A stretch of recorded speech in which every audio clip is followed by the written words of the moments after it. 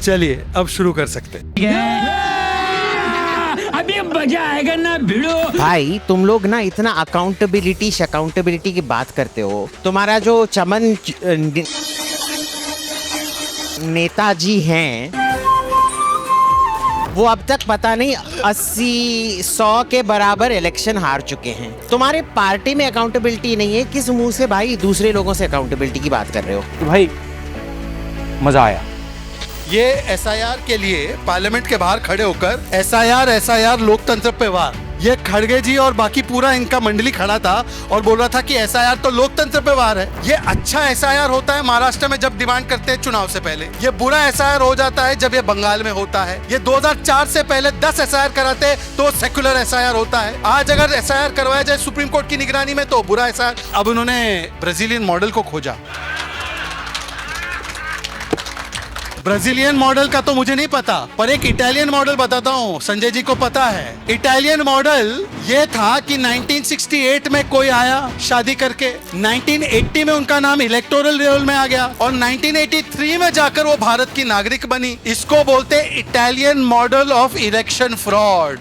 जो करके आए हुए हैं फ्रॉड वो दूसरों को बोल रहे हैं। देखिए, माओ सेतुंग और मोदी का क्या रिश्ता है? ये आप जैसे प्रख्यात व्यक्ति बता सकते। क्योंकि मेरे को ना दूर से कोई डिफरेंस नहीं लग रहा है, क्योंकि इधर भी अमीर लोगों से लेके गरीबों को दिया जाता है और वो भी टोटली नॉन प्रोडक्टिव थिंग्स। उसका इकोनॉमिक इनपुट जीरो। 2014 से पहले इस देश में अर्थशास्त्री प्रधानमंत्री के तहत 400 से कम स्टार्टअप थे और आज 1,50,000 से ज्यादा स्टार्टअप है। और वो स्टार्टअप अडानी और अंबानी के नहीं है, वो देश और गांव और कस्बों से निकले छोटे छोटे हमारे युवाओं के द्वारा निर्मित किए गए स्टार्टअप है, जिसमें से 4 यूनिकॉर्न हुआ करते थे, आज 125 से ज्यादा यूनिकॉर्न है। मतलब वो $1 बिलियन एंटरप्राइज बने। रियलिटी ये है कि इंग्लैंड को छोड़ते सबसे ज्यादा हाई नेटवर्क इंडिविजुअल्स का माइग्रेशन भारत से हुआ, ये सच्चाई है। और ये माइग्रेशन अधिकतर टैक्स टेररिज्म की वजह से हो रहा है, अधिकतर जीएसटी एक्सटॉर्शन की वजह से हो रहा है। ये माइग्रेशन हो रहा है कि आप अगर पुलिस स्टेशन जाओ तो एक कांस्टेबल आपको ह्यूमिलिएट करने की ताकत रखता है। इसमें आपने कोई रिफॉर्म नहीं किया। इसमें राहुल गांधी जिम्मेदार है, हमने लैटरल एंट्री अलाउ नहीं की। क्या तर्क हुआ? ये डिस्क्रिपेंसी है तो एसआईआर होना चाहिए पूरे देश में। एसआईआर होना चाहिए, लेकिन एसआईआर की प्रक्रिया, कैसी ने बोल दिया एसआईआर होना चाहिए? एसआईआर को कभी भी विपक्ष ने मना नहीं किया। बात यस, गूगल कीजिए प्लीज, गूगल कीजिए। केरला के अंदर मिनिमम सपोर्ट प्राइस सबसे ज्यादा है। मिनिमम सपोर्ट प्राइस मिलता कहां से? मंडी नहीं है केरला में तो अरे भाई सरकार दे रही है, सरकार प्रोक्योर करे। प्लीज गूगल कीजिए। ओके, मंडी नहीं है। सरकार प्रोक्योर कराई के स्टेट बोर्ड्स होते हैं। अब आप और लड़ सकते हैं।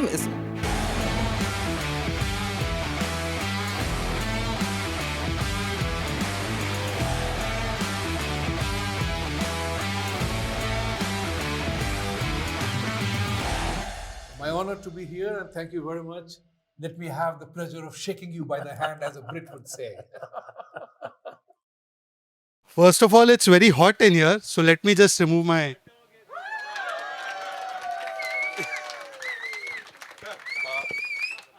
चलिए अब शुरू कर सकते हैं।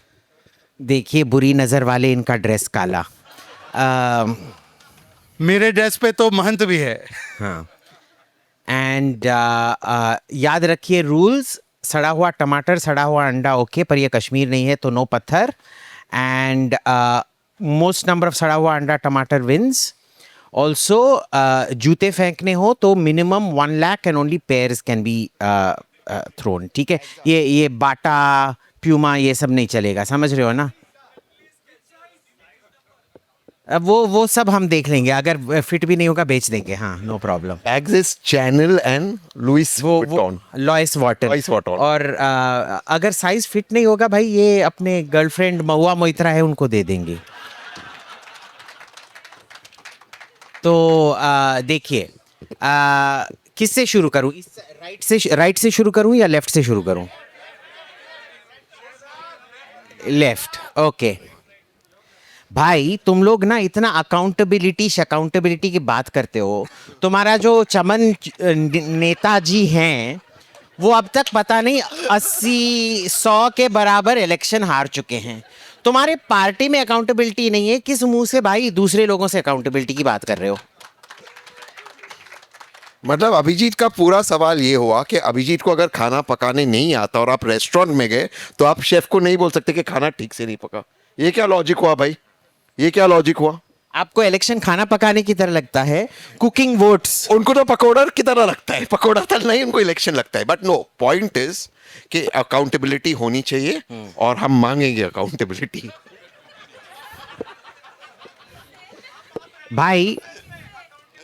भाई तुम लोग कितने नालायक हो कि ये एक बंदा है जो 100 इलेक्शन हार चुका है, फिर भी तुम ये ही मीडिया का रोज रात का डिबेट सेट करते हैं, एजेंडा सेट करते हैं।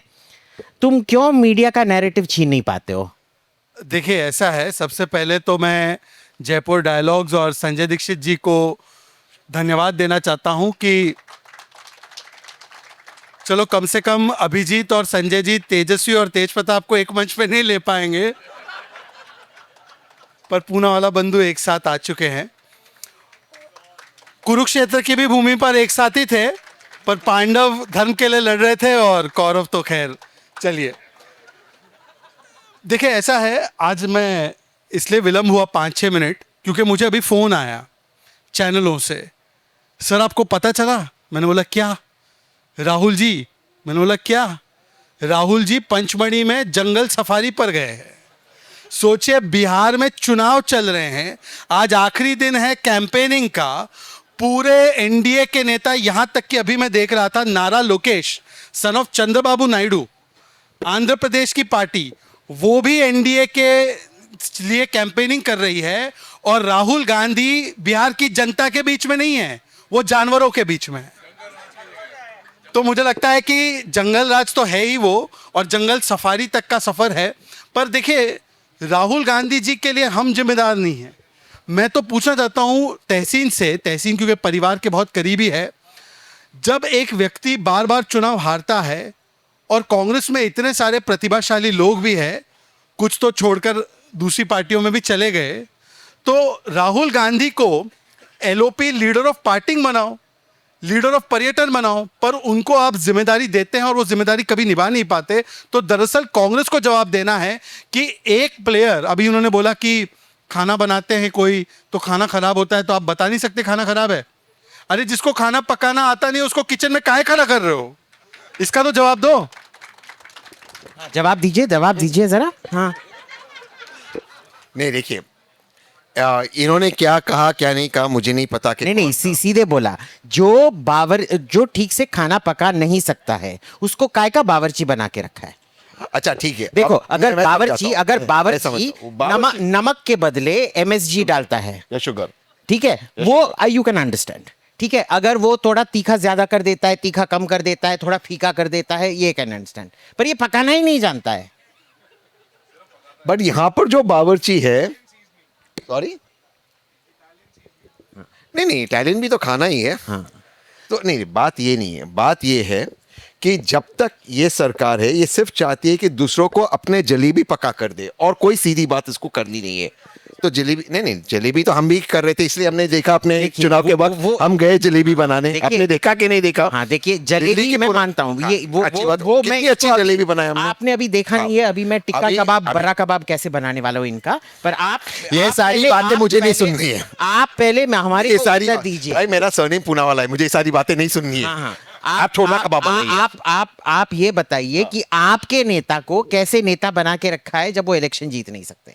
नहीं जीत जो मतलब इन्होंने दो कॉन्स्टिट्यूएंसी से जीता, रायबरेली से जीते, वायनाड से जीते, जीत नहीं सकते का क्या मतलब होता है? कॉन्स्टिट्यूएंसी नहीं, ग्रेटर इलेक्शन। नहीं देखिए अभी जो चीज है कि आई थिंक कि अच्छा राहुल गांधी कंस्टिट्यूंसी से जीते तो वो वोट चोरी तो नहीं था ना? नहीं वो वोट चोरी नहीं था। तो कंस्टिट्यूंसी से जीतने के बाद भी वोट चोरी इनका पूरा एक सेकंड, वोट चोरी पर हम गए नहीं, बट इनका पूरा ये है कि अगर वहां पर कोई कुछ बताता है गलत है तो हम बताएंगे 6 दूसरी जगह पर गलत हो रहा है। भैया आप सरकार में उसको ठीक कीजिए ना, बात वो नहीं है। इसीलिए तो एफआईआर हो रही है। हाँ? आपको लगता है वोट चोरी हुआ है?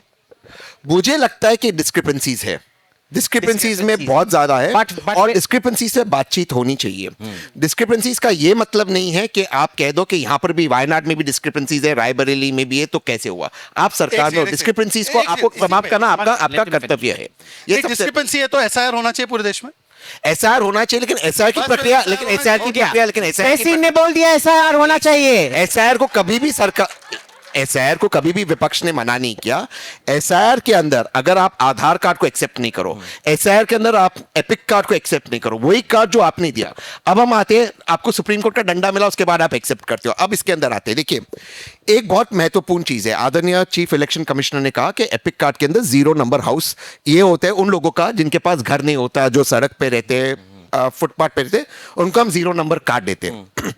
आधार card is proof of address, not proof of citizenship, not proof of identity. Proof of address है, Yes. कहीं पर भी आप जाते हो आधार कार्ड दिखाते हो, प्रूफ ऑफ एड्रेस। मुझे नहीं है, ठीक है, प्रूफ ऑफ आइडेंटिटी है, तो उसमें आप you give it as a proof of address. नहीं है, आप कोर्ट में, आप एफिडेविट पे, सब जगह पे Aadhaar card as proof of address देते। ये प्रैक्टिकल बात है। It is not Aadhaar proof of citizenship. It is not proof of Not citizenship. proof of domicile. It is proof of address. Identity. Yes. It is proof of identity with address. आप मुझे एक आधार card दिखा दीजिए जिसपे 0 number house है, एक आधार card. हाँ, आधार card पे 0 नंबर हाउस नहीं, और मान लिया चलो आधार कार्ड पे 0 नंबर हाउस नहीं, वही आधार कार्ड जिसपे 0 नंबर नहीं, आप एपिक कार्ड से जुड़ रहे हो जिसपे 0 नंबर है। अगर ये सवाल पूछे तो आप कह रहे हो एसआईआर करो, एसआईआर करो। भाई एसआईआर ठीक से करो, ये आपको कह रहे हैं हम। सबसे पहले तो Aadhaar card proof of identity, for instance Abhijit Iyer Mitra अगर अपना आधार कार्ड दिखाते हैं तो दैट इज प्रूफ कि ये आइडेंटिटी कार्ड इसी अभिजीत अय्यर मित्रा के साथ है और ये अभिजीत अय्यर मित्रा है। ये अभिजीत अय्यर मित्रा कहाँ रहते हैं, कहाँ के नागरिक हैं, कहाँ के डोमिसाइल है, ये किसी का भी प्रमाण आधार कार्ड नहीं है। तो तहसील पुनावाला यहाँ पे प्लीज डोंट। नहीं, एक सेकेंड, आप होटल में कौन सा कार्ड देते हो? आधार देते हो? स्टॉप किया, ये डिबेट है। नहीं, एक मिनट, मुझे बात करनी। अब मैं आपको दूसरी बात, आधार प्रूफ ऑफ एड्रेस। तहसीन पूनावाला जी ने कहा कि हमने एसआईआर का कभी विरोध नहीं किया, हमें बस थोड़ी सी इधर समस्या उधर समस्या थी। ये एसआईआर के लिए पार्लियामेंट के बाहर खड़े होकर एसआईआर लोकतंत्र पे वार, ये खड़गे जी और बाकी पूरा इनका मंडली खड़ा था और बोल रहा था कि एसआईआर तो लोकतंत्र पे वार है। ये अच्छा एसआईआर होता है महाराष्ट्र में जब डिमांड करते हैं चुनाव से पहले, ये बुरा एसआईआर हो जाता है जब ये बंगाल में होता है। ये 2004 से पहले 10 एसआईआर कराते हैं तो सेक्युलर एसआईआर होता है। आज अगर एसआईआर करवाया जाए सुप्रीम कोर्ट की निगरानी में तो बुरा एसआईआर। और बिहार में एसआईआर में गलतियां थी तो 40 लाख नाम हटाए गए एसआईआर में, 45 लाख। इनके 60 से 65 हजार बीएलए है, एक शिकायत नहीं आई। असली जीरो तो वो है, जीरो अपील। मैं उसका जवाब दे देता हूं, फिर आप सवाल पूछिए। मैं बिल्कुल मानता हूं कि 45 लाख नाम हटाए, लेकिन ये नाम में से कितने घुसपैठिए, क्योंकि आदरणीय गृह मंत्री साहब और कोई बात नहीं करते, सिर्फ बिहार में जाके घुसपैठिए करते। अब ये घुसपैठिए है, बिहार में आपने निकाले, कितनों को आपने अरेस्ट किया, कितनों को आपने डिपोर्ट किया? और अगर घुसपैठिए बिहार के अंदर है तो क्या उन्होंने पहले वोट किया जब से 20 साल से आपकी सरकारें आ रही थी? अगर घुसपैठिए है तो क्या ये 2014 के बाद आई जब से आदरणीय अमित शाह जी और मोदी जी थे? तो सवाल ये है कि अगर आप सवाल पूछे और अगर घुसपैठिए नहीं थे तो फिर आदरणीय गृह मंत्री बाकी सारी बातें छोड़कर घुसपैठिए की बातें क्यों कर? जवाब सुनने के लिए तैयार है? मैं तो हमेशा तैयार रहता हूं, आप सिर्फ जलेबी बनाते हो। अब ये 45 लाख ऐसे नाम थे जो मर चुके थे वोटर्स, उनके नाम शामिल थे, जो दूसरी जगह पे थे उनके नाम शामिल थे, 2-2 जगह पे कुछ लोगों के नाम शामिल थे। इन्हीं का तो इस्तेमाल करके आपके घुसपैठिया वोटर वोट करने की कोशिश कर रहे थे और इसीलिए सबसे पहले 45 लाख नाम डिटेक्ट किए, फिर डिलीट किए और अब उनको नोटिस गई है और जो प्रमाण नहीं दे पाएगा उसको डिपोर्ट भी करेंगे। पर मैं आपसे पूछा जाता हूं, अब सुनिए, ये घुसपैठिया के खिलाफ है ना?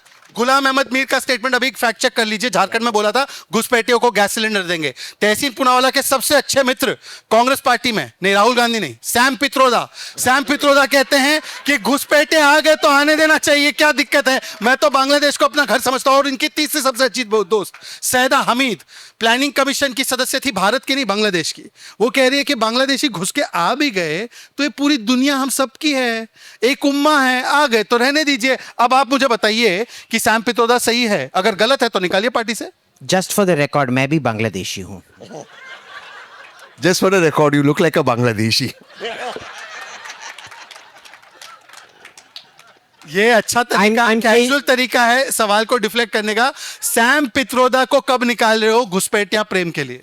देखिए, अपने पार्टी के घुसपैठियों को नहीं निकाल पा रहे, बताइए। सवाल ये है कि अगर इस देश के अंदर घुसपैठिए बैठे हुए हैं तो आदरणीय गृह मंत्री को 11 साल लगे और एक पूरी इलेक्शन कमीशन की प्रोसेस लगी घुसपैठिए को दिखाने के लिए या उनको पकड़ने के लिए, जबकि ये होम मिनिस्ट्री का डोमेन है। घुसपैठिया पकड़ना इलेक्शन कमीशन का डोमेन नहीं है।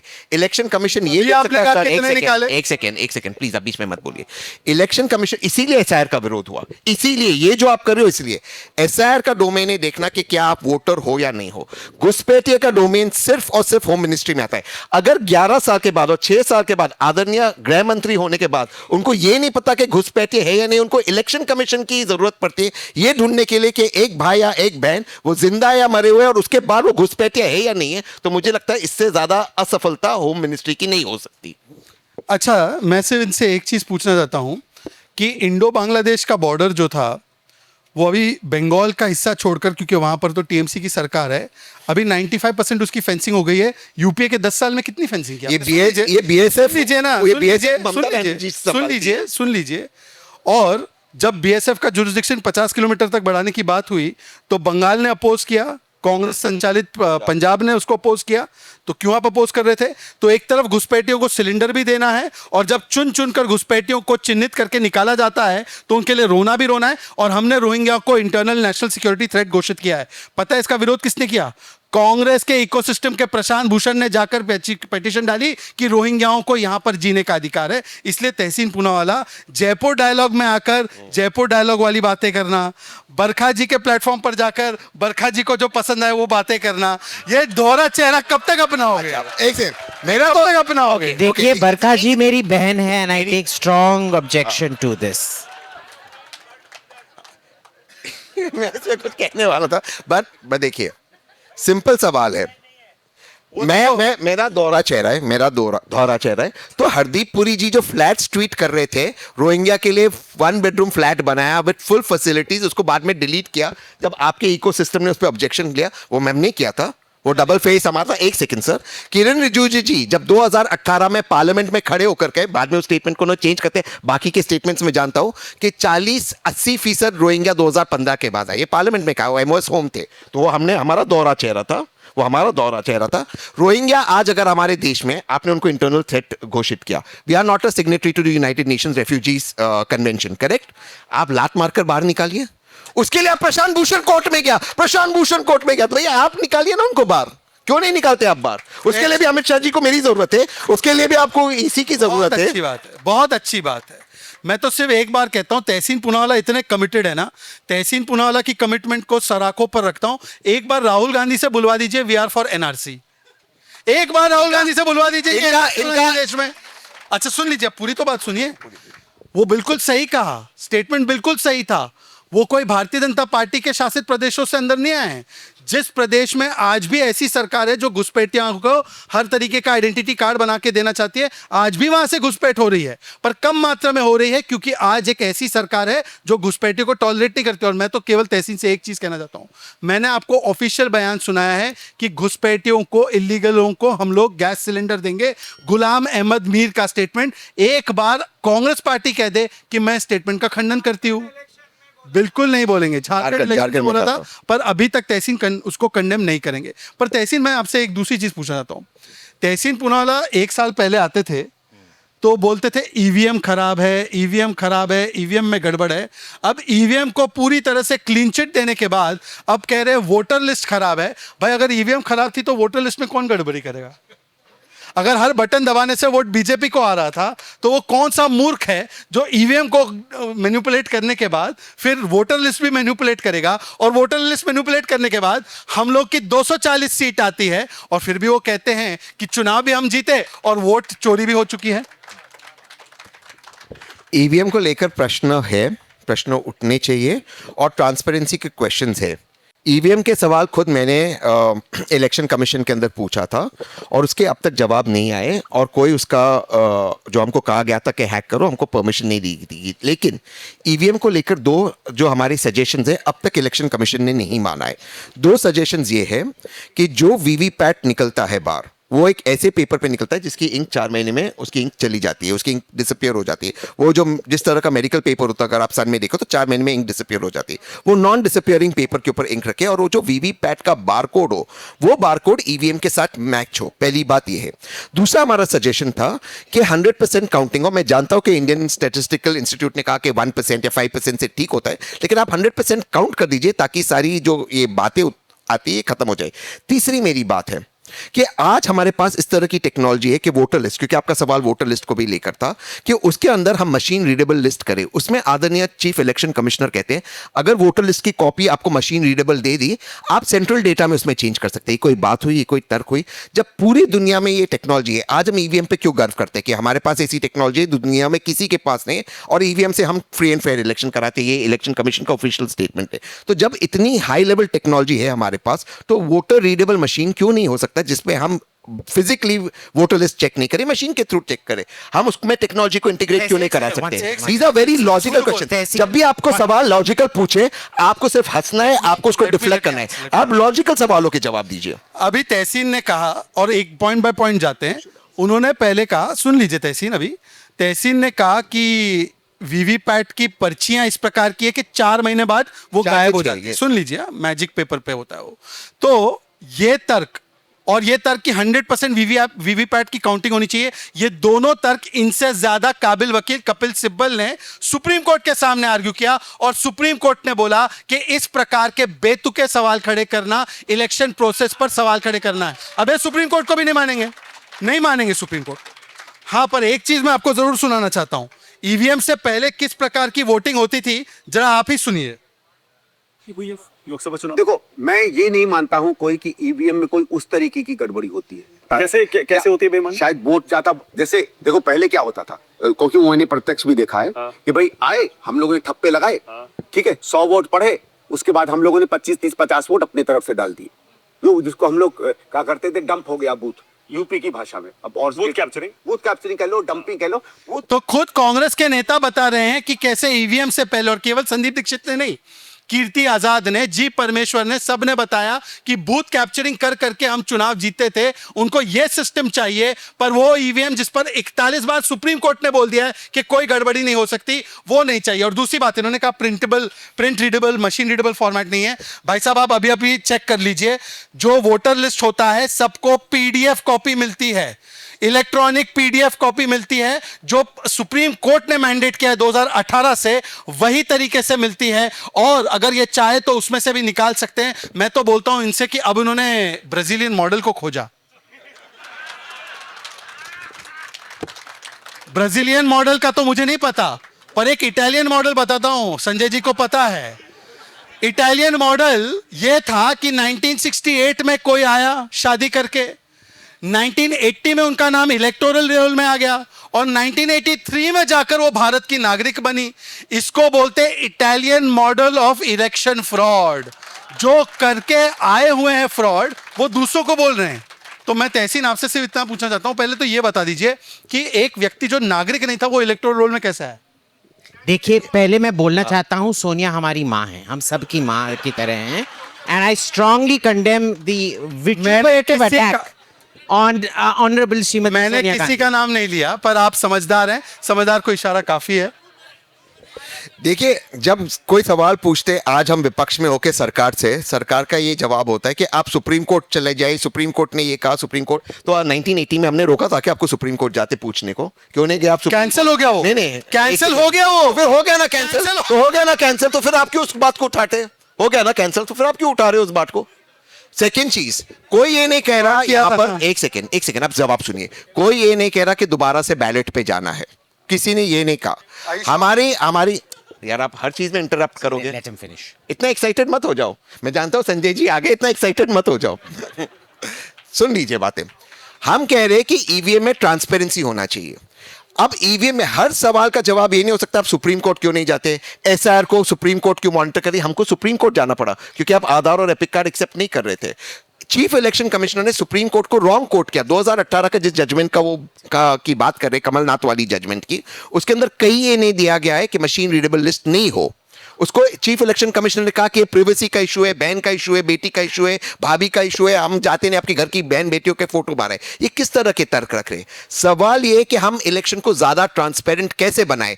जो सवाल उठाते, चाहे हम उठाए या आप उठाए, जब सुप्रीम कोर्ट ने कहा ईवीएम्स हैव फॉल्टी मैकेनिज्म, 2013 में आप सुप्रीम कोर्ट गए थे, किसी ने आपको नहीं कहा कि आप देश के खिलाफ है, आप इलेक्शंस के खिलाफ है। वो सुप्रीम कोर्ट में आप लोगों का जजमेंट था 2013 के अंदर, जहां पे वीवीपैट को मैंडेटरी का, किसी ने आपको नहीं कहा। जब आप किताब लिख रहे थे ईवीएम के खिलाफ, किसी ने आपको नहीं कहा कि आप देश के खिलाफ हो।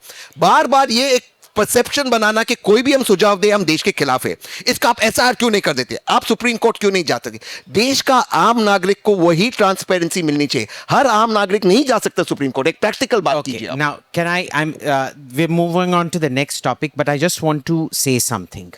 ये बरकत की बहन है। हाँ वो तो है ही, बट देखिए this is the general impression, tell me if I am wrong the crowd, the general impression is कि इधर गोल पोस्ट शिफ्टिंग होए जा रहा है। जब इलेक्शन नहीं जीतते हैं तो इलेक्शन ईवीएम का प्रॉब्लम है, जो ठीक है, टू बी फेयर बीजेपी ने भी किया था when they weren't winning 2 elections in a row after 2004। पर जब वो नहीं होता है फिर वोटर लिस्ट में प्रॉब्लम है। आप ट्रांसपेरेंसी की बात कर रहे हो, पर जो ट्रांसपेरेंसी जो ट्रायंगुलेट होता है सीए एनआरसी के नॉट सीए एनआरसी के द्वारा, एसआईआर के द्वारा और कंप्लीट ये आइडेंटिटी ऑडिटिंग और इसके द्वारा, उसको भी आप you are not allowing to proceed, तो उस प्रोसेस में भी आप बाधा डाल रहे हो। और तीसरा जो ये बात आती है वीवीपैट में ये 4 महीने का जो इंक है, मेरी केमिस्ट्री टीचर होती थी, उनका नाम नहीं लूंगा, पर 1 नंबर की चुड़ैल थी। उनका क्या था, उनका क्या था कि draw the atomic structure of H2O water. मैंने ड्रॉ किया और मेरे को 10 मार्क्स में से 5 मार्क मिला। तो मैंने जाके पूछा, ma'am why did you give me 5 marks? Your drawing isn't good. Chemistry paper में I didn't know I was being judged on drawing, so it sounds a bit supercilious that way. But now one second. मेरा जवाब देने का अवसर था, पर हाँ रुकिए, नहीं अब देखिए, अब आप जवाब दीजिए। देखिए माओ सेतुंग और मोदी का क्या रिश्ता है? ये आप जैसे प्रख्यात व्यक्ति बता सकते हैं। क्योंकि मेरे को ना दूर से कोई डिफरेंस नहीं लग रहा है, क्योंकि इधर भी अमीर लोगों से लेके गरीबों को दिया जाता है, और वो भी टोटली नॉन प्रोडक्टिव थिंग्स। उसका इकोनॉमिक इनपुट जीरो। जहाँ अमीर लोग जहाँ जॉब्स क्रिएट कर रहे हैं, सब कुछ क्रिएट कर रहे हैं, सरकार isn't even intervening to help them in anything. Private entrepreneurship is now a dirty word. There is no help being given to them. Everything is going to that 41% that is the least productive part of the population. तो इन्होंने बोला होगा जितना आबादी उतना हक, पर आप तो उसको एक्टिवेट कर रहे हो ग्राउंड पे। देखिए, कम से कम अभिजीत जैसे इतने फैक्ट्स और डेटा से लेस व्यक्ति से ये उम्मीद नहीं थी। 2014 से पहले इस देश में अर्थशास्त्री प्रधानमंत्री के तहत 400 से कम स्टार्टअप थे, और आज 1,50,000 से ज्यादा स्टार्टअप है। और वो स्टार्टअप अडानी और अंबानी के नहीं है, वो देश और गांव और कस्बों से निकले छोटे छोटे हमारे युवाओं के द्वारा निर्मित किए गए स्टार्टअप है, जिसमें से 4 यूनिकॉर्न हुआ करते थे, आज 125 से ज्यादा यूनिकॉर्न है। मतलब वो $1 बिलियन एंटरप्राइज बने हैं। तो क्या ये भारत की युवा शक्ति और एंटरप्रेन्योरियल शक्ति का एक प्रकार से वखान नहीं है?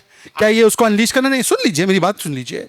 दूसरी बात, जब हम लोग आज बात करते हैं सड़क बनाने की, तो वो सड़क बनाने में भी रोजगार क्रिएट होता है, और सड़क बनाने के लिए भी जो कंपनी आती है वो भारत की आत्मनिर्भर भारत की कंपनी है। तो क्या उसको वहाँ पर एंटरप्रेन्योरशिप का अपॉर्चुनिटी नहीं मिलता है? तो मुझे लगता है कि अगर इस प्रकार से आप देखें, भारत की जो ग्रोथ हुई, $1.5 trillion economy to $4.5 trillion economy अब हम बने हैं। हमारी पर कैपिटा इनकम जो थी वो दुगनी हुई है। तो ये पर कैपिटा इनकम दुगनी हुई है। 80 करोड़ लोगों को अलग अलग प्रकार से हम सहायता देते हैं, जिसकी वजह से आज वो केवल अन्न पर या दवाई पर खर्चा न करते हुए, जो वो आज एस्पिरेशनल चीज़ें हैं, चाहे वो एजुकेशन हो, चाहे वो बेटर स्टैंडर्ड ऑफ लिविंग हो, उसके लिए स्पेंड करते हैं। तो क्या आप उसको नहीं समझेंगे कि वो भारत भी आगे बढ़ रहा है? हाँ जी, तो आपने वो रिपोर्ट भी देखा होगा, क्योंकि आप यूनिकॉर्न के बारे में बात कर रहे हैं कि 90% of them are valuation unicorn, they are not production unicorns, so they are not actually producing anything, it's all the valuation game where you create value and sell off. ऐसा है कि मैं आपको दूसरा एक उदाहरण, यहाँ का उदाहरण देता हूँ। ये जयपुर डायलॉग सक्सेसफुली चल रहा है। 2014 से पहले मोदी जी का सुन लीजिए, उसमें मोदी जी इसमें मोदी जी का हाथ है, जयपुर डायलॉग में मोदी जी का हाथ है। ऐसा है, सुन लीजिए, 2014 से पहले जयपुर डायलॉग्स अगर होता तो वो जयपुर डायलॉग्स के ओनर को और सब लोगों को जेल में ठूसने का काम ही वहां की सरकार करती। आज जयपुर डायलॉग्स को अगर कोई जेल में नहीं डाल रहा है वो इसीलिए है क्योंकि आज मोदी सरकार है, और जहां पर 2-3 इनकी स्टेट गवर्नमेंट्स है वो किस प्रकार से केस करती है वो आपके सामने है। तो मुझे लगता है ये हकीकत से हमको दूर नहीं रहना चाहिए। दूसरी बात, अब मैं अपनी बात मेरी बात तो सुन लो। Let me finish. 2014 से पहले 1 GB data used to cost 300 rupees.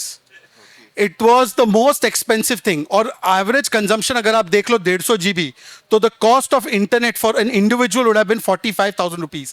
आज वही 1 GB डेटा 10 रुपए में आता है। We have 5G connection, 4G connection, पूरे देश में हमने 5 लाख किलोमीटर का ब्रॉडबैंड इंटरनेट कनेक्टिविटी कनेक्टिविटी करके हमने fastest and cheapest internet speeds दिया है। और इसी से टेक्नोलॉजी और IT के कई सारे startups, including YouTube channels, including गर्वित और अनुज का AKTK, आज की ताज़ा खबर जैसे चैनल जो है वो आज जो है ज़्यादा बड़े हैं, तो वो किसके ज़माने में बड़े हैं। और इसीलिए मैं कहता हूं कि it's very easy and it's very, देखिए एक हमारे देश में ट्रेंड बन चुका है कि 370 हटाने के बाद भी, राम मंदिर के निर्माण के बाद भी कुछ लोगों को लगता है कि वही ज़्यादा सनातनी है और वही ज़्यादा कुछ कर सकते हैं।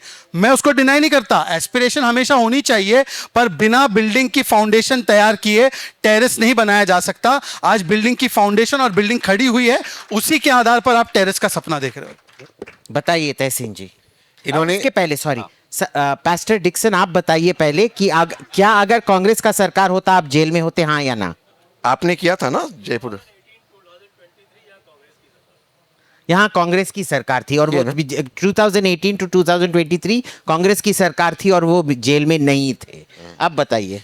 देखिए इन्होंने इतना अच्छा फाउंडेशन रखा। नहीं, अजीत भारती को समन कहाँ से आते जरा बताइए। अरे यार, सुनिए ना। अजीत भारती को समन कहाँ से आया? कर्नाटक। अच्छा, can we turn on the fan please? It's very hot on stage, thank you. हाँ, देखिए इन्होंने इतनी अच्छी फाउंडेशन रखी कि 90% स्टार्टअप्स जो है वो सिर्फ वैल्यूएशन का गेम खेलते हैं। ये ऑफिशियल रिपोर्ट है। अब दूसरी चीज़ करते हैं, इतनी अच्छी इन्होंने फाउंडेशन रखी कि आज बिजनेस में, आप में से कई यहाँ पर बिजनेसमैन हो गए, आज ईज ऑफ डूइंग बिजनेस नहीं है। आज जिस तरह से आप लोगों को दिक्कत होती है बिजनेस करने में, मुझे दिक्कत होती है। आज आने से पहले मैं खुद एक फिनटेक के साथ इन्वॉल्व हूँ। इनफैक्ट जिनके साथ इन्वॉल्व हूँ वो एक बीजेपी के बहुत बड़े सपोर्टर, अक्सर टीवी पे उनके साथ बैठे।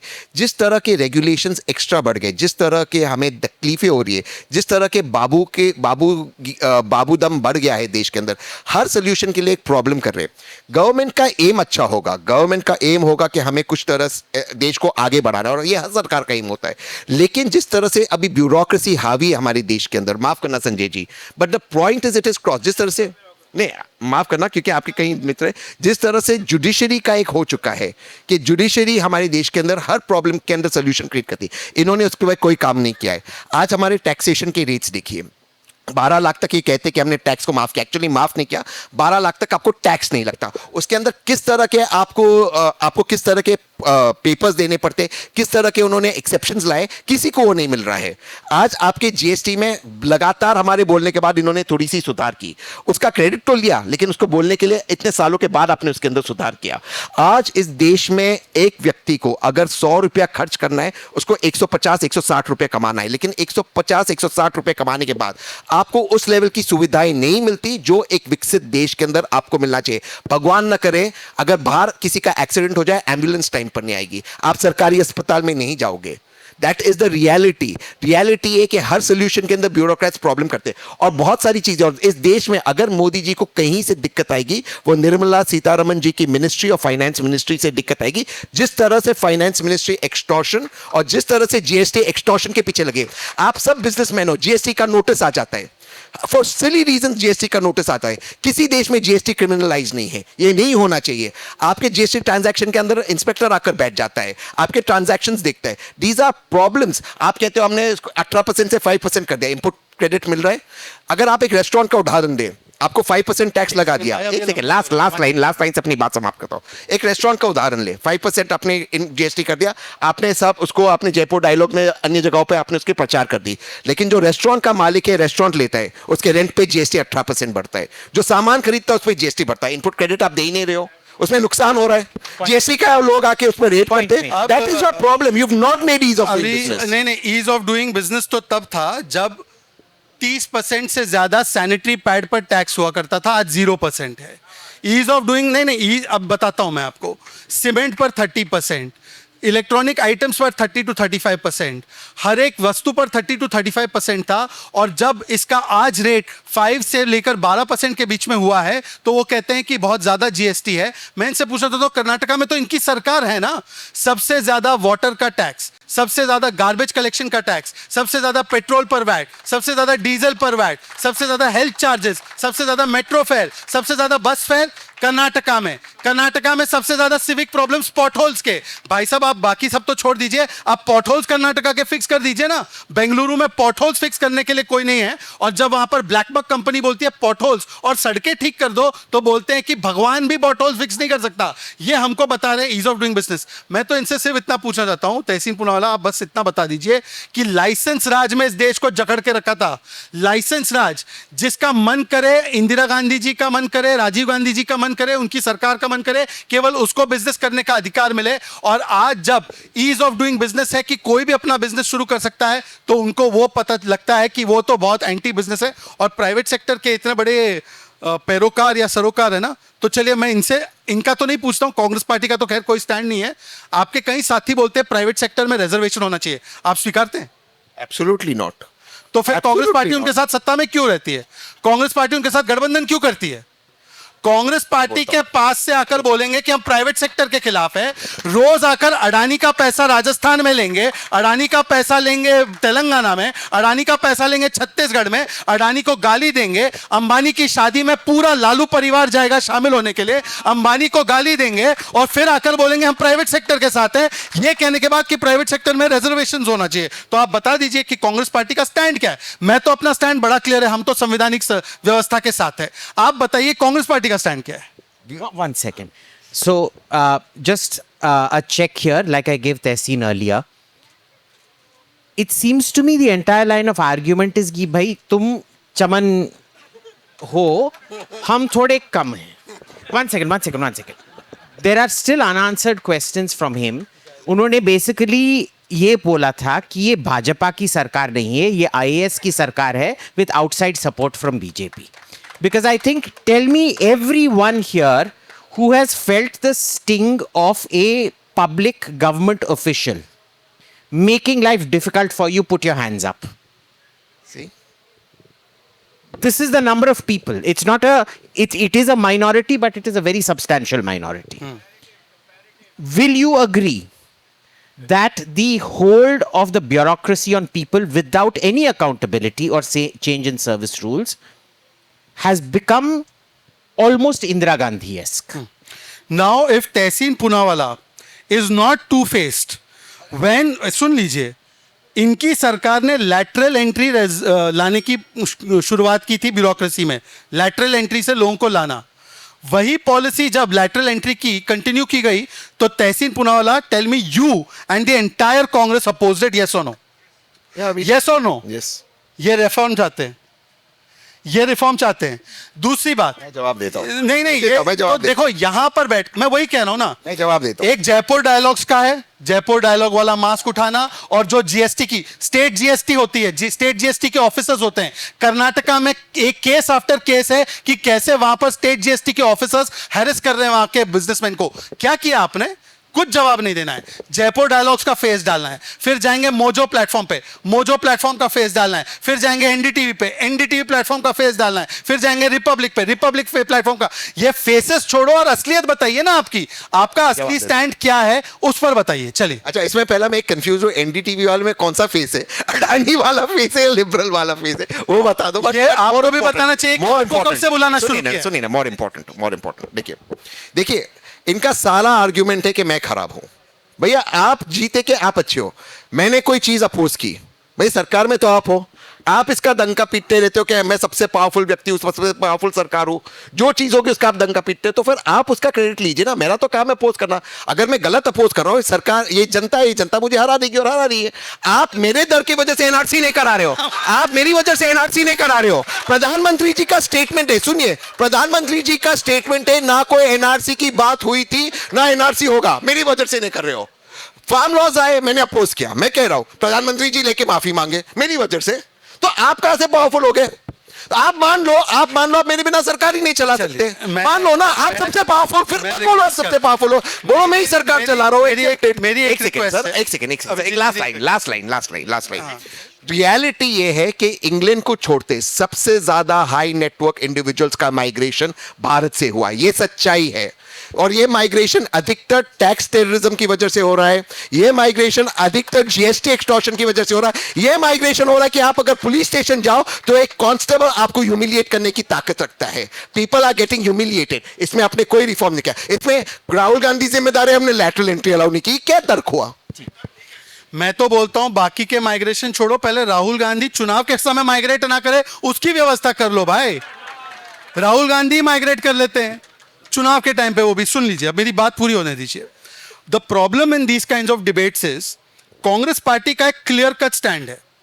कांग्रेस पार्टी के स्टैंड के विपरीत हमारा एक स्टैंड है जो कि ट्राइड एंड टेस्टेड है, और इसीलिए हम चुनाव दर चुनाव जीते, जनता हमारा समर्थन करती है और कांग्रेस को हराती है। तहसीन पूनावाला ना कांग्रेस का स्टैंड लेते हैं ना कांग्रेस के स्टैंड को इंडोर्स करते, वो तीसरा अपना स्टैंड बताते। फॉर इंस्टेंस, अब उन्होंने फार्म लॉज की बात की ना, फार्म लॉज का सबसे पहला जिक्र 2019 के कांग्रेस के मैनिफेस्टो में था, और राहुल गांधी बताते कि फार्म लॉज काले कानून है। तो 2019 का कांग्रेस का मैनिफेस्टो काला कानून था क्या? उसके ऊपर कोई जवाब नहीं। केरला में, अच्छा फिर उसके बाद सुन लीजिए, फिर कहने लगे कि ये फार्म लॉज काले कानून है, इसको विड्रॉ करो। वैसे तो कहते हैं हम डिक्टेटोरियल सरकार है, और सरकार ने जब वो कानून वापस ले लिए तो बोलते हैं कि ये काले कानून वापस ले लिए, देखो ये वीक सरकार है। तो भाई हम डिक्टेटोरियल है या हम वीक है, दोनों चीजें कहनी है। चलिए ठीक है, हमने वो काले कानून, सो कॉल्ड काले कानून वापस ले लिए। आपको पता है पूरे देश में एक ही जगह है जहां पर एपीएमसी, वो एक्ट जिसको ये विड्रॉ करना चाहते थे, लागू नहीं है, वो है केरला में। केरला में एपीएमसी एक्ट भी नहीं है, वहां पर कोई मंडी भी नहीं है। अब मैं चुनौती से कहना चाहता हूं कि राहुल गांधी और इनकी जो भी जमात थी, योगेंद्र यादव से लेकर राकेश टिकैत, कब जा रहे हैं केरला में वहां पर एपीएमसी एक्ट लागू कराने के लिए? उसका कोई जवाब नहीं है। इसीलिए मैं कहता हूं कि तहसीन पूनावाला, देखिए मेरी मुश्किल यह है कि कांग्रेस से तो कोई लड़ भी ले, पर तहसीन पूनावाला जब आते हैं तो वो ना कांग्रेस के हैं, ना वो इधर के हैं, ना वो उधर के हैं। तहसीन को जो सुबह उठकर अच्छा लगा वो बोल के निकल जाते हैं, तो अच्छी बात है। इसीलिए मैं तो बोलो, बाकी सब छोड़ो, तहसीन को सिर्फ पूछो कि इनका 1 साल पुराना स्टैंड क्या था अरविंद केजरीवाल पे। 1 साल पहले अरविंद केजरीवाल को बोलते थे he is fighting for democracy, इसलिए जेल में डाला। आज पूछेंगे सबसे भ्रष्ट आदमी था जी, सबसे भ्रष्ट आदमी था। अब आगे 1 साल बाद बोलेंगे कि बहुत अच्छा आदमी था। अच्छा, आई जस्ट वांट टू से 1 सेकेंड, ये काले कानून, आई strongly condemn the attack on black people in this statement, number 1। And number 2, I just want two point out, देश की आर्थिक स्थिति बहुत बुरी है, क्योंकि मैंने बोला था बस गुच्ची, प्राडा, लॉयस वॉटन वाले लोग हमारे पे जूते मारेंगे, अब तक एक भी जूता नहीं आया है। यानी कि प्रोपेंसिटी टू कंज्यूम बहुत कम हो गया। किसी के पास भी शर्म करो थोड़ी, किसी के पास भी गुच्ची प्राडा नहीं है हमको देने के लिए। ब्राह्मण लोग हैं, थोड़ा दान करना चाहिए हमारे को। अच्छा, मैं एक जवाब, इनका जवाब दीजिए। हाँ, मैं 2 जवाब दे देता हूँ, मैं ज्यादा डिटेल में नहीं जाऊंगा। 2012 या 13 में, प्लीज आप लोग गूगल कर देना, एक आदरणीय मुख्यमंत्री ने मनमोहन सिंह जी को पत्र लिखा था कि एमएसपी पूरी तरह से हर चीज़ों पे लागू होनी चाहिए। आज जो उनका आज कह रहे कि कानून, उसको कानूनी नहीं बना सकते, वो मुख्यमंत्री थे आदरणीय नरेंद्र मोदी जी। जब मोदी जी अगर टर्न कर सकते तो मैं तो टर्न करना, मैं तो बहुत छोटी चीज़ हूँ। सब लोग पॉलिटिक्स में सब टर्न करते, सब अपना अपना स्टैंड जैसे गवर्नमेंट्स में आते और गवर्नमेंट में आते उस स्थिति के हिसाब से चेंज करते हैं। मनमोहन सिंह जी और कांग्रेस ने, प्लीज सुन लीजिए मेरी बात, जब प्रपोज किया था कि हमें कुछ रिफॉर्म्स करने हैं एक्ट के अंदर, उन्होंने ये नहीं किया था कि आपको ब्लैंकेट कॉर्पोरेट्स को ब्लैंकेट ये ताकत होगी कि वो बिना किसी रोक टोक के सारी चीजें खरीद सकेंगे, जिसकी वजह से अगर उन्होंने रोक कर खरीदा सारी चीजें, सारे अनाज, सारी चीजें, तो इन्फ्लेशन बढ़ जाएगा। ये चीज का विरोध हुआ था। दूसरी चीज बिल्कुल सही कह रहा हूं। एक second sir, blatant lies, but is lying. I'm not. 2019 साल कांग्रेस का मैनिफेस्टो पढ़ लो, Second, please. Essential commodity act delete कर दो, ये कहा था। Shahzad, But it did not- It did not what? Kerala के अंदर बिल्कुल सही कह रहे हैं। However, केरला के अंदर मिनिमम सपोर्ट प्राइस सारे 21 आइटम्स पे नहीं, फ्रूट्स और वेजिटेबल्स पे भी है। क्या बात करते यस, हैं? गूगल कीजिए प्लीज, गूगल कीजिए केरला के अंदर मिनिमम सपोर्ट प्राइस सबसे ज्यादा है। प्लीज आप लोग गूगल कीजिए, वरना लुई मिनिमम सपोर्ट प्राइस मिलता कहां से? मंडी नहीं है केरला में, तो अरे भाई सरकार दे रही है, सरकार प्रोक्योर करे। प्लीज गूगल कीजिए। ओके कहां पे procure करें? मंडी नहीं है केरला में, कुछ सरकार procure करे, उनके state boards होते हैं, ठीक ठीक, उनका अलग चलो, मॉडल है। अब- प्लीज गूगल कीजिए। अब आप और लड़ सकते हैं। क्वेश्चंस आए हैं ऑडियंस से, ठीक है, इसमें you will get enough to beat each other up. ये देखिए, वरुण कुलकर्णी जी पूछते हैं, you addressed you talk about JD going to guide, but what about Nupur Sharma who was left to hang dry? सबसे पहले तो नुपुर शर्मा जी के विषय में मुझे लगता है कि सभी लोग मानेंगे और बोलेंगे इस बात को कि आज जिस प्रकार से इस्लामिस्ट जिहादियों ने उसको एक थ्रेट भी दिया है, और जिस प्रकार से इस्लामिस्ट जिहादी इकोसिस्टम उसके पीछे लगा था, और वही इस्लामिस्ट जिहादी इकोसिस्टम का रिप्रेजेंटेशन आज तहसीन पूनावाला कर रहे हैं। तो नहीं, एक सेकेंड, बिल्कुल कर रहे हैं। ये मोहम्मद जुबैर, ये mister Taslim Rahmani and all these people who got after her for her statement, please tell me, एक बार भी जो लोग कहते हैं जय Shri Ram is a war cry, सर तन से जुदा होने के बाद कन्हैया लाल की हत्या की गई और कन्हैया लाल को मारा गया, एक भी बार इन्होंने सर तन से जुदा लॉबी को कंडेम किया कैटेगोरिकली? मैं पूरे कांग्रेस से लेकर इनके पूरे इकोसिस्टम की बात कर रहा हूं, तहसीन पूनावाला की बात नहीं कर रहा हूं। तो मतलब जिसकी वजह से नुपुर शर्मा की लाइफ खतरे में आई, उसके ऊपर तो एक शब्द नहीं बोलेंगे, उसके ऊपर मासूम बनेंगे। अगर सुनिए तो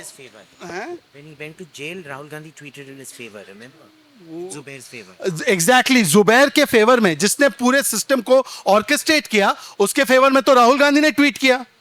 तो मैं आज पूछना चाहता हूं कि और राहुल गांधी की कांग्रेस की सरकार थी जब कन्हैया लाल जी की हत्या की गई, और इसी उदयपुर में, राजस्थान के उदयपुर में की गई, और उस समय पर अशोक गहलोत जी ने जिस प्रकार से आकर उन जिहादियों को क्लीन चिट देने का काम किया, तो मैं, हाँ बिल्कुल, एनआईए के पास तो फिर वो बाद में गया। तो मुझे पहले बताइए कि क्यों आपने क्लीन चिट दिया? जो लोग ने कन्हैया लाल जी की हत्या की और जो पूरा इकोसिस्टम सरतन से जुदा की बात करता है और जुबैर जैसे लोगों को संरक्षण देता है। हाँ, आप क्यों जुबैर को सपोर्ट करते हैं, बताइए? बताइए बताइए, आप क्यों जुबैर को सपोर्ट करते हैं? आपका नेता क्यों जुबैर के प्रो ट्वीट कर रहा था? ओके, चलो इनकी बात मेरा नेता कुछ कर रहा था, मैं हाइपोथेटिकली जुबैर को सपोर्ट कर रहा था, इसलिए आदरणीय अमित शाह जी इस्लामिक टेररिज्म को खत्म नहीं कर रहे क्योंकि तहसीन पूनावाला उनको सपोर्ट कर रहा है। ये अच्छा तर्क है। लेकिन सुनिए, जहां तक कन्हैया लाल का सवाल है, और ये फैक्चुअल है, कन्हैया लाल जी का सवाल है, करेक्ट, जहां पर कन्हैया लाल जी का सवाल है, अशोक गहलोत जी ने वहां पर टेररिज्म के चार्जेस लगाए थे और उसको एनआईए को शिफ्ट करने के लिए स्टेट पुलिस ने शिफ्ट किया था। ये बात सही है, और वहां पर एनआईए की टेररिज्म के चार्जेस लगे थे। अब मैं आपसे पूछता हूं, मैं तो मानता हूं कि ये टेररिस्ट है, आप काम कीजिए ना। मेरे ट्वीट करने से आप डरते हैं, मेरे ट्वीट करने से अमित शाह जी काम नहीं करते, मेरे ट्वीट करने से रोज हो गया कुछ, तो आप लोग इसको सपोर्ट कर रहे हैं, आप लोग उसको सपोर्ट करें। अगर मैं किसी टेररिस्ट को ट्वीट करते सपोर्ट करता हूं तो आप लोग उस पर कार्रवाई नहीं करेंगे? ये कौन सा लॉजिक हो गया? देखिए, हर लॉजिक में तहसीन कर रहा है, राहुल गांधी कर रहा है, ये कब तक चलेगा? अच्छा, भैया 11 साल से आप सरकार में हो, आप जिम्मेदारी कब उठाओगे? औरंगजेब से लेकर राहुल गांधी तक आपने सब पे दोष डाल दिया। आपकी आप कब काम देना पड़ेगा इस पे? तहसीन पूनावाला को मैं अभी लाइव एग्जांपल देता हूं। ये कहते हैं वैसे इस्लामिक जिहाद के ऊपर कुछ नहीं कर रहे हैं, ये तो वो लोग हैं जो कश्मीर में रलीफ सलीफ गलीफ करके मारा गया, उनको भी इस्लामिक जिहादी नहीं मानते, परंतु इनको हिंदू टेरर दिख जाता है। जब नक्सलिज्म 150 जिलों से खत्म होकर अब मात्र 3 या 4 जिलों में बचा है और नक्सलिज्म को कब्र में पहुंचाने का काम किया गया है, तो कांग्रेस के तेलंगाना के अध्यक्ष, कम्युनिस्ट पार्टी के मेन नेता, पूरे दिल्ली के नेता कहते हैं नक्सलिज्म के साथ सरेंडर कर देना चाहिए, उनसे बातचीत कर लीजिए, उनको खत्म करने की आवश्यकता नहीं है। और नक्सली को शहीद तहसीन पूनावाला के सबसे परम मित्र कन्हैया कुमार ने कहा है, वो कहता है नक्सली शहीद है और नक्सलियों को मारने वाले सीआरपीएफ के जवान, उनके ऊपर केस चलना चाहिए। क्या आपका स्टैंड है उस पर? और अफजल गुरु, हम शर्मिंदा है, तेरे कातिल जिंदा है, ये कहने वाले लोगों के साथ जेएनयू में कौन खड़ा था? याकूब अहमद को फांसी की सजा हुई, जिसने उसकी पैरवी की। असलम शेख, उसको महाराष्ट्र में मंत्री बनाने का काम किया था। और यहां पर आकर ये लोग कहते हैं कि हम इस्लामिक जिहाद के खिलाफ है। बाटला हाउस एनकाउंटर में सोनिया गांधी मोहनचंद शर्मा जी के लिए रोई थी क्या? किसके लिए रोई थी? किसके लिए आंसू टपकाए थे?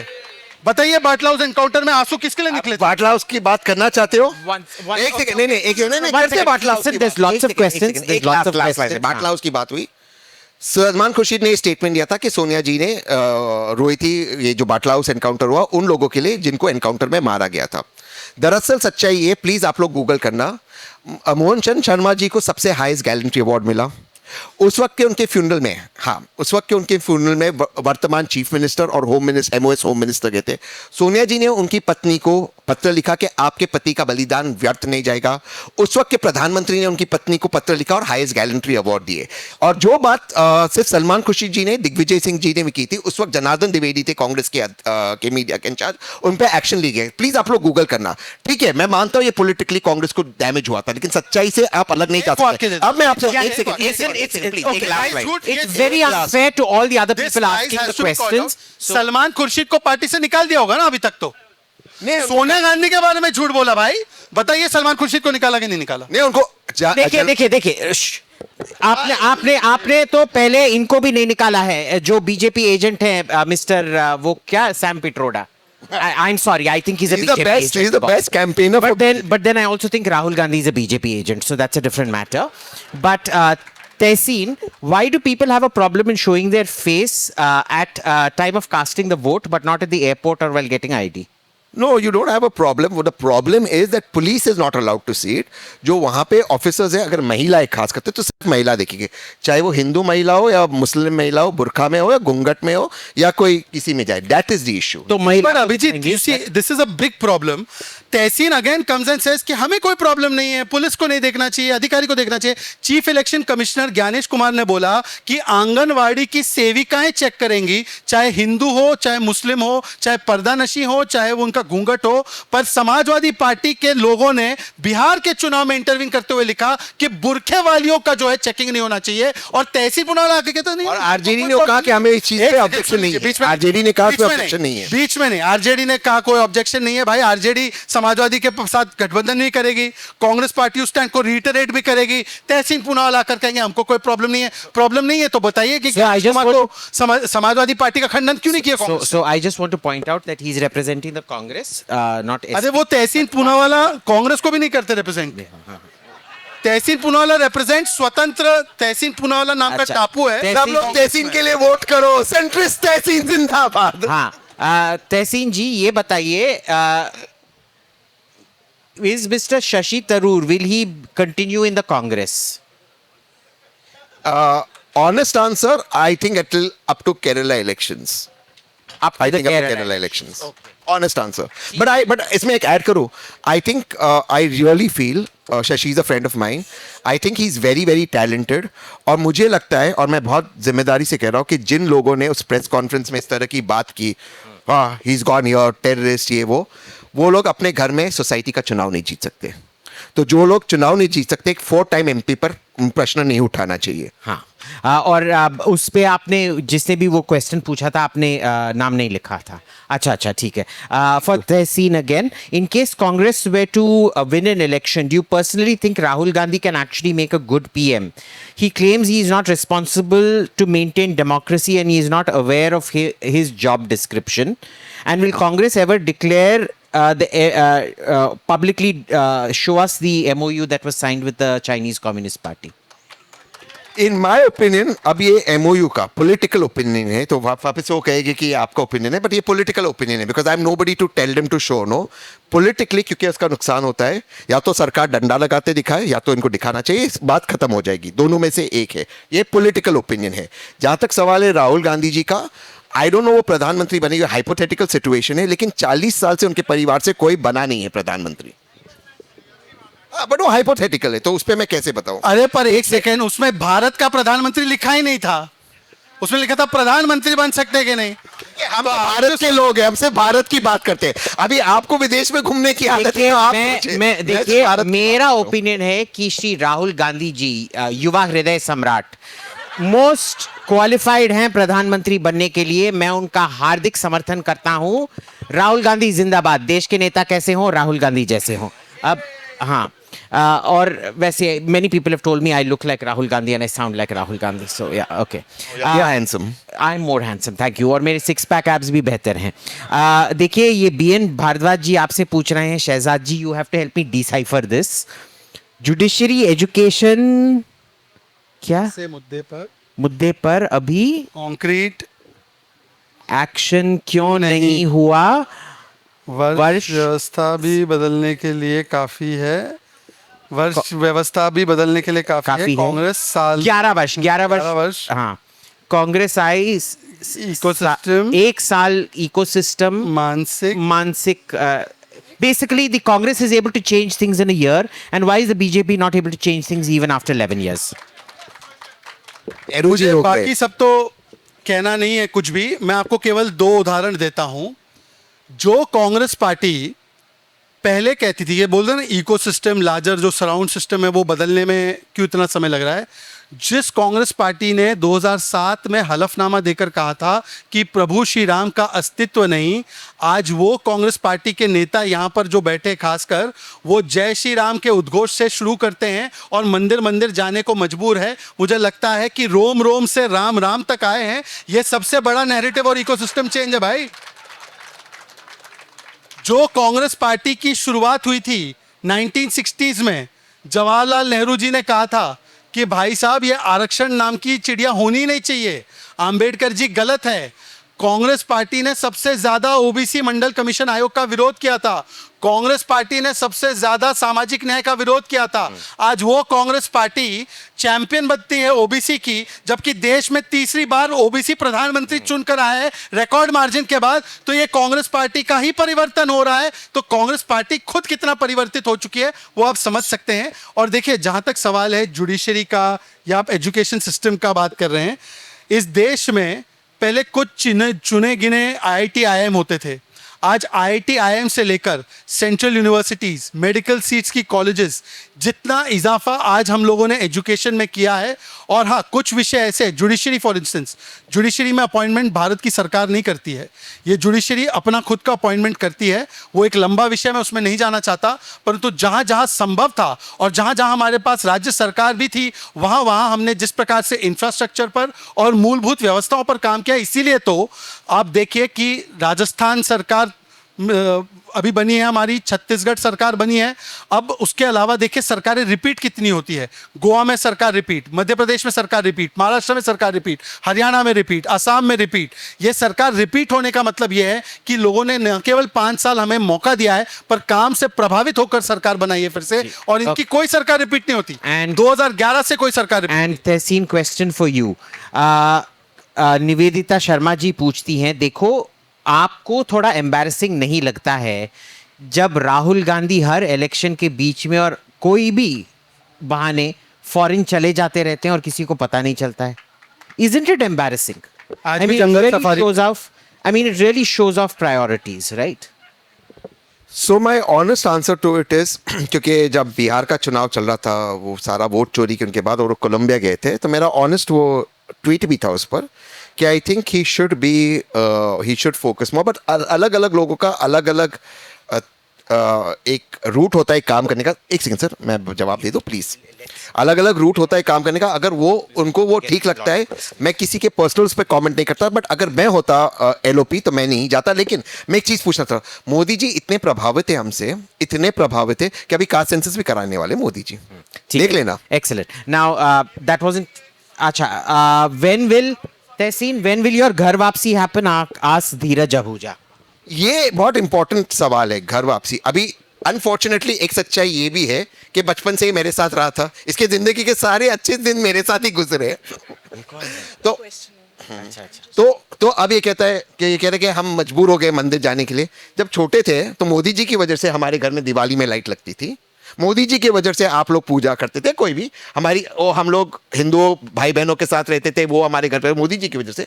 ठीक है, मैं मानता हूं कि there is a larger acknowledgement of culture, ये चीज को मैं पूरी तरह से मानता हूं पिछले 10 साल में, और that is credit to BJP. जो मानना है वो मानना है, बट ये चीज के उस दिन मैं एक टीवी डिबेट पे था दिवाली के दिन, तो कह रहे सारे दिए लग गए योगी आदित्यनाथ जी की वजह से, उनका टी शर्ट पहना है। क्या उसके पहले दिए नहीं लगाते थे आप लोग घर पे? आपके माँ बाप? एक सेकंड, क्या बात कर रहे हो भाई?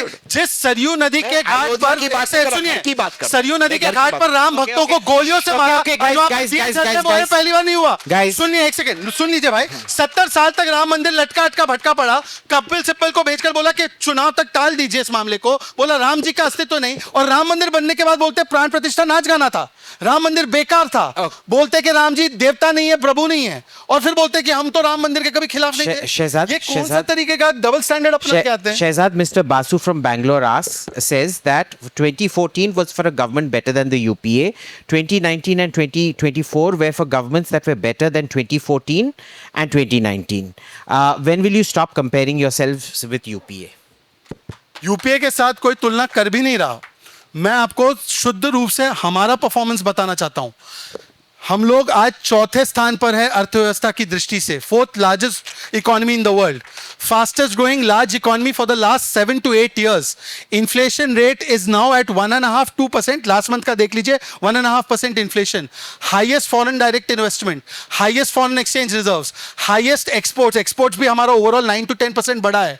आज वो दृष्टि में हम लोग, अभी हमने G20 ऑर्गेनाइज किया, अभी हम ओलंपिक्स के ऑर्गेनाइजेशन के लिए जा रहे हैं, कॉमनवेल्थ गेम्स ऑर्गेनाइज कर रहे हैं। तो मुझे लगता है कि जिस प्रकार की उपलब्धियां हमने हासिल की है, इसीलिए प्रधानमंत्री नरेंद्र मोदी में तीसरी बार जनता ने विश्वास जताया है। पर जिन लोगों को जनता विश्वास नहीं जताती है, वो कहते हैं वोट चोरी हो गया है। Okay, thank you. I'm sorry, there are so many questions, but time is up. I can't take. No, it wasn't a question. It was a directive to me from the World Christian Conference, President of the World. Please, big thali for President of the World Christian Conference, President Pastor Samuel Dixon. खड़े होके acknowledge कीजिए और बस कीजिए। And the last question actually wins the best question award. If you want to take two seconds, no more than 2 seconds answering it. Why is no party? This is from DV Siva from Mumbai. Very good question. Why is no party talking about integrating all the IDs into one? वो सवाल actually specifically पूछे आप। Why no party is talking about integrating Aadhaar with voter card? 2022, BJP had said that it should be integrated with the sense that it should be a proof of identity. Congress ke Randeep Surjewala went to court saying that this should not be done, and they opposed Aadhaar back then. Today they are in support of Aadhaar. ठीक है, okay, I already spoke about it. Aadhaar में 0 number house नहीं है, epic card में 0। पहले आप discrepancy निकालिए, फिर आप ज्वाइन कीजिए। Thank you. Best question was Mr. DV Siva, and he wins a business class fully paid 7-day trip to the Maldives. With who? With who? The question is with who? With Rahul Gandhi.